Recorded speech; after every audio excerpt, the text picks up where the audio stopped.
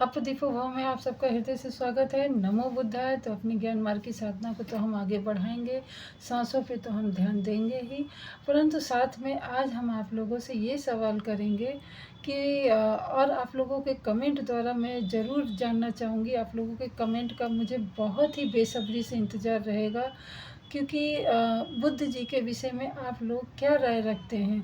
क्या बुद्ध जी आपको अ, कायर बना रहे हैं, या बुद्ध जी आपको सिर्फ मौन रख रहे हैं, या बुद्ध जी आपको बिल्कुल कमज़ोर कर रहे हैं, या बुद्ध का ज्ञान आपको मौन रख के एकदम निर्जीव बना दे रहा है, या फिर बुद्ध आपको कुछ नया नहीं बता पा रहे जिससे कि आपको आपका मनोरंजन हो, जो वर्तमान समाज में बहुत से लोग अपने एक तरीके से मन को भटकाने का बहुत खूबसूरत खूबसूरत साधन ढूंढ के निकाला है।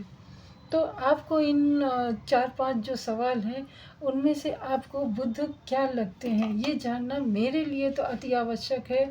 आप लोगों को भी खोजना बहुत ज़रूरी है कि आप लोग बुद्ध जी के ज्ञान के विषय में क्या राय रखते हैं। क्योंकि अगर आप लोगों को भी नहीं पता होगा कि आप सिर्फ बुद्धं शरणं गच्छामि कह रहे हैं, धम्मं शरणामि गच्छ कह रहे हैं, बुद्धं संघं गच्छामि कह रहे हैं, पर क्यों कह रहे हैं? या फिर बोल रहे हैं कि हमने बौद्ध धर्म अपना लिया। बौद्ध धर्म और बौद्ध धम्म दो अलग चीज़ें हैं। आप बौद्ध धम्म को आप धर्म नहीं कह सकते हैं, क्योंकि धम्म अलग है, धर्म अलग है। धर्म में थोड़ा बहुत इधर उधर हो सकता है, पर धम्म में नहीं।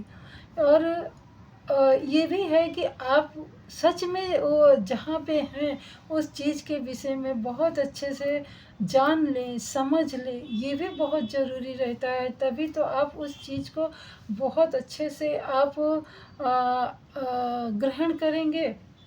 तो कमेंट करके ज़रूर बताइएगा, मुझे आपके कमेंट का इंतज़ार रहेगा।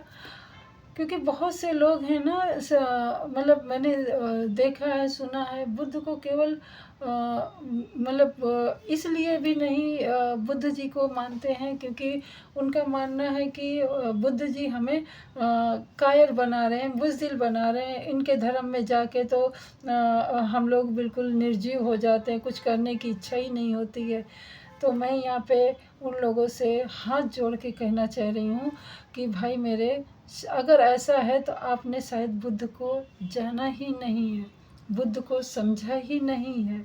अगर आप ज्ञान उनका लेने जाएंगे, देखेंगे कि जिस काल में उन्होंने ये बौद्धित्व पाया था, उस काल में भी राजा महाराजा हुआ करते थे, और उस काल के बाद भी कई सदियों के बाद तक भी लोग राजा महाराजा हुआ करते थे, और बड़े बड़े राजा हुआ करते थे।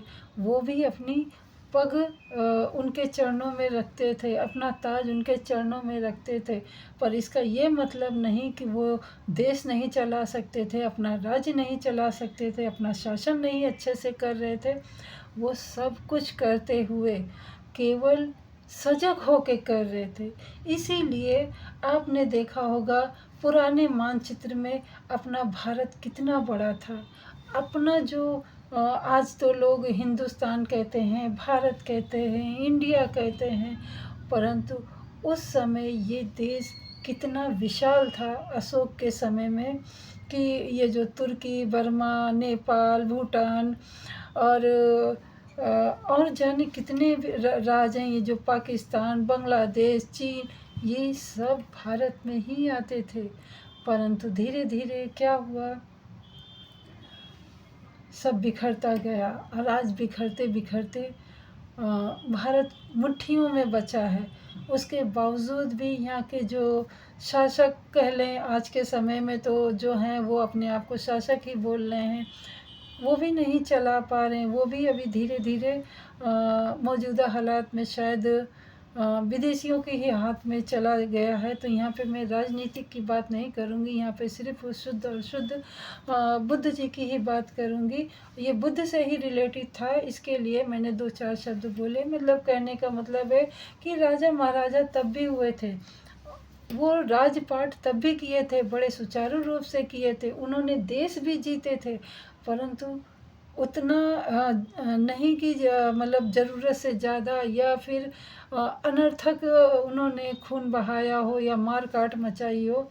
कुछ जगह पे तो देश ऐसे ही बातों बातों में भी जीत लिए थे, केवल तर्कों के आधार पर। और बुद्ध जी का यही कहना था, ऐसा नहीं कि बुद्ध भी राजा थे और बुद्ध भी भावी राजा थे और राजा होने वाले थे, अगर परंतु उनको तो ज्ञान मार्ग पसंद था और उन्होंने बहुत से ऐसे राजाओं को अपने उन्होंने नहीं झुकाया, बल्कि बहुत से ताजों ने खुद उतर के उनके चरणों में आ गए। बुद्ध की राह पे चल के अगर वो राजा किसी प्रकार का निंदनीय कार्य ना करके और अपने राज्य को बढ़ाता है तो इसमें क्या बुराई है, अपने राज्य को सुचारू रूप से चलाता है तो इसमें क्या बुराई है। क्या हमें हर जगह अपनी ताकत का प्रदर्शन करना चाहिए? क्या हमें हर जगह अपने जो वैभवता है उसको प्रदर्शन करना चाहिए?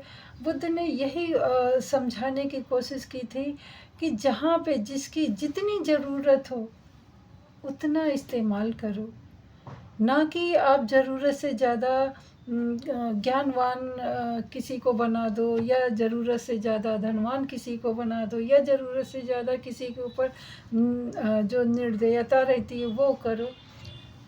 सब कुछ अनुपात में करो। और शायद यही बात लोग ना जान करके बुद्ध को गलत गलत विचारों के माध्यम से अपने आप में संग्रहित करके रख छोड़ा है। तो बुद्ध ने जितना मैंने अपने जीवन में अभी पिछले 2-2.5 साल से जाना है, मुझे नहीं लगता है कि बुद्ध आपको कायर बनाते हैं या बुद्ध आपको बुज़दिल बनाते हैं या बुद्ध आपको मान करके बिल्कुल क्या बोलते हैं सन्यासी बना देते। नहीं, बुद्ध आपको जागृत करते हैं, बुद्ध आपको निर्भीक बनाते हैं, बुद्ध आपको समता में रहना बताते हैं, बुद्ध आपको सही समय पर सही बात करना सिखाते हैं, बुद्ध आपको आपसे मिलाते हैं। और जब आप अपने से मिल जाते हो तब आपका निर्णय जो होता है वो सही होता है, क्योंकि आप वास्तविकता से मिल जाते हो। जब इंसान किसी भी क्षण अपने आप को वास्तविकता में रख के निर्णय लेता है, वो निर्णय बिल्कुल सटीक होता है, क्योंकि तब वो दूसरों की भावनाएं देख सकता है। तब वो जो घटना है उस घटना के पीछे जो घटित हुआ है या घटने वाला है वो देख सकता है। यानी कि बुद्ध का ज्ञान आपको दूरदर्शी भी बनाता है, बुद्ध का ज्ञान आपको दृष्टा भी बनाता है, जो दृश्य आप लोग बताना भी नहीं चाहते हैं। तो बुद्ध का ज्ञान कोई एक छोटी चीज़ नहीं ना, बुद्ध का ज्ञान एक समंदर है। जितना उस समंदर में आपने सुना होगा कि जितना इस धरती के गर्भ में नहीं छुपा, उतना उससे कई गुना ज़्यादा समंदर के गर्भ में छुपा है चीज़ें। इतना कुछ छुपा है कि शायद एक इंसान अपने जीवन में उस चीज़ को देख भी ना पाए या उसको जान भी ना पाए। ब्रह्मांड भी शायद एक साइज छोटा हो जाए। तो आप समझ लीजिए,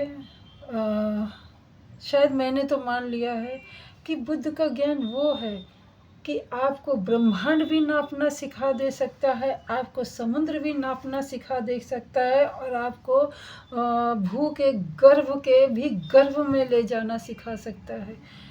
बट आपका वही है ना कि आप बुद्ध को किस नज़रिए से देखना चाहते हैं। इसीलिए मैंने कहा कि आप लोग अपना कमेंट ज़रूर करिएगा इस वीडियो पे, क्योंकि इस वीडियो से मुझे तो बहुत अनुभव मिलेगा ही, आप लोगों को भी शायद अनुभव मिले। तो बुद्ध को बुद्ध ही रहने दें। मैं फिर वही कहूँगी जैसे कल की वीडियो में बोला था, बुद्ध को अन्यथा ना लें, या फिर बुद्ध को केवल एक मूर्ति के माध्यम से ना देखें, बुद्ध को ज्ञान के माध्यम से देखें। तो मैं अपनी वाणी को यहीं पे विराम देती हूँ। कल मिलती हूँ एक नए अनुभव के साथ। तब तक के लिए नमो बुद्धाय। मंगल हो आपका भी, हमारा भी, और सृष्टि के समस्त प्राणीजनों का। और हमेशा दिल में मंगल ही कामना रखें। गलत भाव आते हैं तो उनको अनित्य कहिए।